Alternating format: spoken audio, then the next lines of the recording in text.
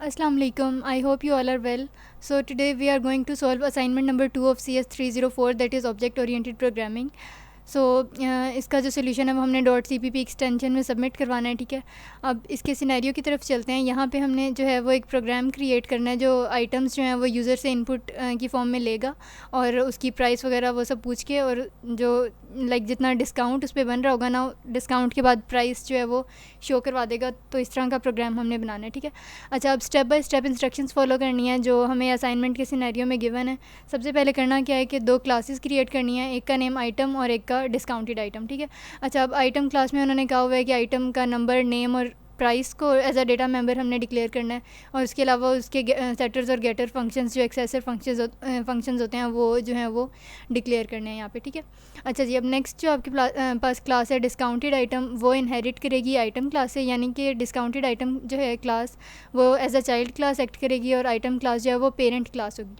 अब हमें ये पता है कि जो चाइल्ड क्लास होती है उसके लिए लाजमी होता है कि वो पेरेंट क्लास से तो सारी प्रॉपर्टीज़ इनहेरिट करे, लेकिन उसके अलावा चाइल्ड क्लास में अपनी भी कुछ कैरेक्टरिस्टिक्स होती हैं, ठीक है। तो यहाँ पे अपने इसके जो कुछ डेटा मेंबर्स हैं जो ये ऐड करेगा वो क्या है, डिस्काउंट परसेंटेज और डिस्काउंटेड प्राइस, और इसके अलावा उन्होंने कहा है कि इनके भी सेटर्स और गेटर्स जो हैं वो हमने डिक्लेयर करने हैं, ठीक है।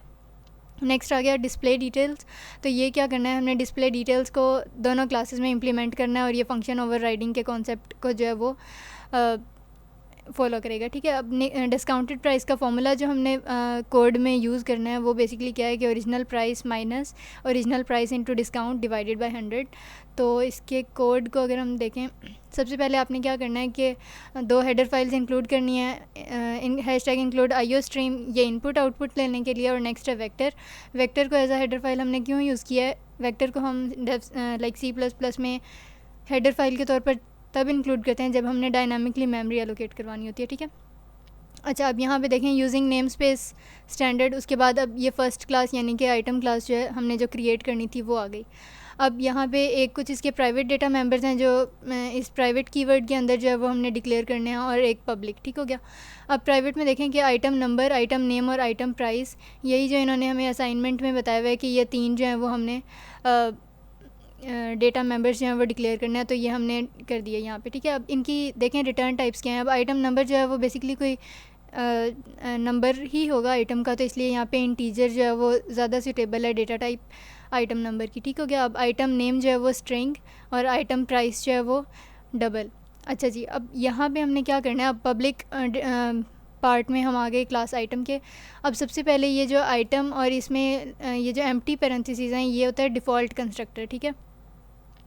डिफ़ॉल्ट कंस्ट्रक्टर बेसिकली खुद कॉल होता है, और अगर हमने कुछ इस तरह से फंक्शन में अपने प्रोग्राम में कुछ इस तरह की फंक्शनैलिटीज़ ऐड करनी है जो डिफ़ॉल्ट कंस्ट्रक्टर पूरी नहीं कर सक रहा, तो हमने खुद से कंस्ट्रक्टर कॉल करना होता है। अब जिसके अंदर पैरामीटर्स में ये एम्प्टी पैरेंथेसिस होगा वो पैरामीटर लेस कंस्ट्रक्टर है। अब यहाँ पे जो नेक्स्ट है ये पैरामीटराइज्ड कंस्ट्रक्टर है। अब इसमें ये जो लाइन नंबर 12 में है कंस्ट्रक्टर, इसको पैरामीटराइज्ड कंस्ट्रक्टर इसलिए कहा है क्योंकि देखें यहाँ पे पैरेंथेसिस में हमने इसको पैरामीटर्स पास किए हुए हैं ना। अच्छा, अब ये पैरामीटर्स कैसे पास करने हैं, अब ये देखें, अगर यहाँ पे हम गौर करें इंट, स्ट्रिंग और डबल, ये बेसिकली वही डेटा टाइप्स हैं जो हमने प्राइवेट डेटा मेंबर्स डिक्लेयर किए थे ना, तो इन तीनों को ही हमने यहाँ पे एज अ पैरामीटर डिक्लेयर करना है। लेकिन यहाँ पर एक डिफरेंस है। अब जैसे यहाँ पे लिखा हुआ है ना आइटम नंबर, तो इसी का एक तरह से ऑब्जेक्ट हम समझ लें कि क्रिएट कर रहे हैं, तो आइटम नंबर की जगह हो गया नंबर। इसी तरह आइटम नेम की जगह आप कह दें नेम, इसी तरह आइटम प्राइस की जगह प्राइस। इसमें वर्डिंग थोड़ी सी चेंज कर सकते हैं आप, लेकिन इसमें ख्याल ये रखना होगा कि जो भी अगर आपने वेरिएबल का नेम डिक्लेयर किया है ना, उसको पूरे प्रोग्राम में वो जहाँ पे भी जिस फॉर्म में भी यूज़ हो रहा है वो सेम स्पेलिंग्स और सारा कुछ जो है वो सेम रखना है, अदरवाइज़ कोड में जो है वो एरर आ जाएंगे, ठीक है। अच्छा, पैरामीटराइज्ड कंस्ट्रक्टर में देखें, अब ये आइटम नंबर, आइटम नेम और आइटम प्राइस, अब ये तीनों क्या हैं, ये जो हमने ऊपर प्राइवेट डेटा मेंबर्स डिक्लेयर किए हैं ना, इनको हमने इक्वल कर देना है किसके, इस नंबर, नेम और प्राइस के, जो कि हम पैरामीटर्स में पास कर रहे हैं। अब इसका मतलब क्या होगा कि इसकी जो वैल्यू यूज़र देगा वो आइटम नंबर में स्टोर हो जाएगी जाके, ठीक है।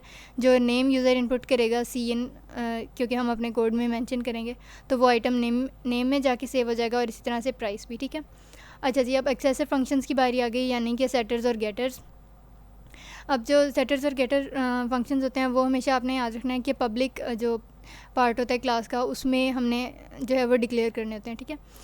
अच्छा, अब जो सेटर फंक्शंस होते हैं उनकी रिटर्न टाइप हमेशा वॉइड होती है, ठीक है। तो जो सेटर फंक्शंस होते हैं आपके पास, उनकी रिटर्न टाइप हमेशा वॉइड होगी, और लेकिन इनके अंदर जो है वो कोई ना कोई लाइक पैरामीटर हमने पास करना है, ठीक है। और जो गेटर फंक्शंस होते हैं उनकी रिटर्न टाइप उनके अंदर वाली इंफॉर्मेशन के अकॉर्डिंग ही होती है, लाइक इंट, स्ट्रिंग, डबल, और उनका जो ये वाला पैरामीटर है ना, ये एम्प्टी पैरेंथेसिस होता है, ठीक है।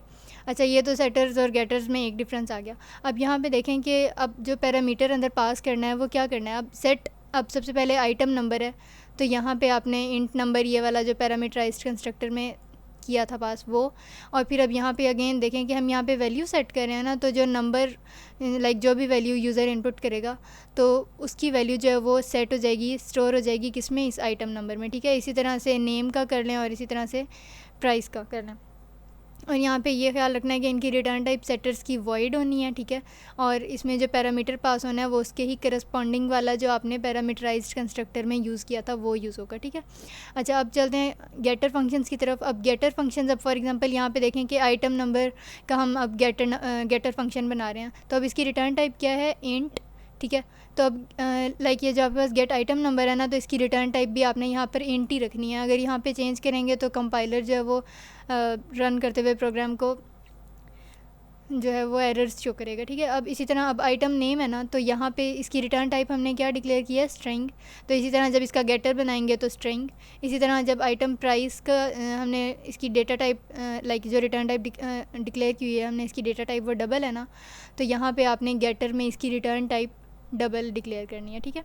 अच्छा, अब यहाँ इसके लाइक कर्ली ब्रेसेस में अंदर हमने क्या करना होता है, अब रिटर्न, अब सेटर फंक्शंस में हमने वैल्यू सेट करनी होती है और गेटर्स में हमने सिर्फ वैल्यू जो है वो रिट्रीव करके शो करवानी होती है। तो यहाँ पे सिंपल आपने कीवर्ड यूज़ करना है रिटर्न आइटम नंबर, किसके गेटर में, आइटम नंबर के गेटर में। इसी तरह आइटम नेम के गेटर में हमने रिटर्न आइटम नेम कह देना है, और आइटम प्राइस के गेटर में रिटर्न आइटम प्राइस, ठीक हो गया। और यहाँ पे देखें ये एम्प्टी पैरेंथेसिस हैं, तो ऐसे यहाँ पे कोई पैरामीटर जो है वो पास नहीं करना। अच्छा, अब उसके बाद आ गया जो लास्ट हमारे पास वॉइड डिस्प्ले डिटेल्स था। अब डिस्प्ले डिटेल्स जो है वो इस क्लास में भी हमने इम्प्लीमेंट करवाना है और डिस्काउंटेड आइटम में भी, ठीक है। तो इसकी रिटर्न टाइप जो है वो वॉइड है, और डिस्प्ले डिटेल्स जो है वो कंसोल पे बेसिकली शो करेगा ऐसी स्टेटमेंट्स जो कि इनपुट लेंगी किससे, यूज़र से।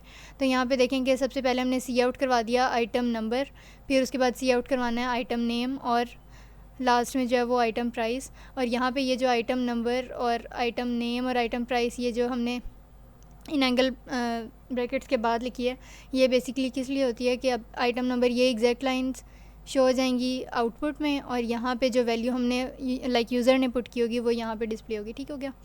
अच्छा जी, अब नेक्स्ट आ गया क्लास डिस्काउंटेड आइटम। अब क्लास डिस्काउंटेड आइटम में हमने क्या करना है, क्योंकि इसने इनहेरिट करना था ना, तो इनहेरिटेंस का जो है वो यहाँ पे सिंटेक्स ये है कि आपने कॉलन ऐड करना होता है, ठीक है।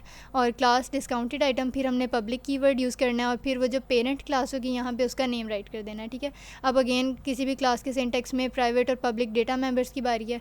अब हमें गिवन सिनेरियो में बताया हुआ है कि लाइक दो ही डेटा मेंबर्स इसके डिक्लेयर करने हैं, एक डिस्काउंट परसेंटेज और एक डिस्काउंटेड प्राइस। और इन दोनों की वैल्यू क्योंकि हमने ऊपर प्राइस की भी डबल ली है, तो इसलिए इन दोनों की जो डेटा टाइप है वो भी डबल जो है वो हम काउंट करेंगे, ठीक है।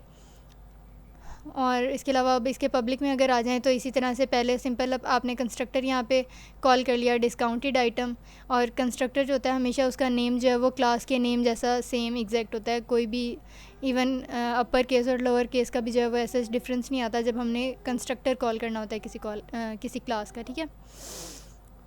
अच्छा जी, अब डिस्काउंटेड आइटम, अब ये पैरामीटराइज्ड कंस्ट्रक्टर है बेसिकली। अब पैरामीटराइज्ड कंस्ट्रक्टर में आपने क्या करना है कि पैरामीटर्स पास करने हैं, int number, string, name, double price. अब ये तीनों जो हैं वो लाइक आपकी आइटम क्लास के हैं, क्योंकि वो पेरेंट क्लास है तो उसके भी सारे इसमें इनहेरिट होंगे, ठीक है।